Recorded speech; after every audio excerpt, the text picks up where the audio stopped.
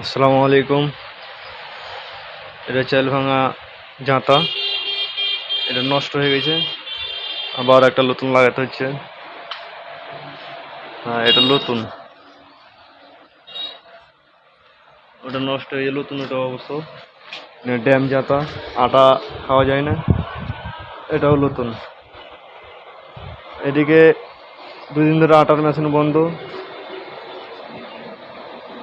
আবার আজকে ধান করতে লেগে সকালবেলা দেখছি এটা ভেঙে গেছে, সেল এটা, এই দেখেন এই জিনিসটা ভেঙে গেছে।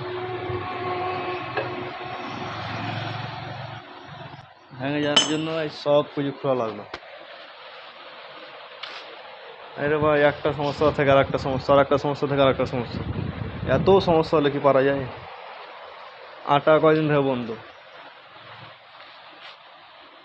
দেখা যাক কী অবস্থা হয়, সেট টেট করি। হ্যাঁ, ধান ভাঙে, ওটা চাউল ভাঙা, ওটা দেখতে আছেন মরিচ ভাঙে, ওটাই মরিচ,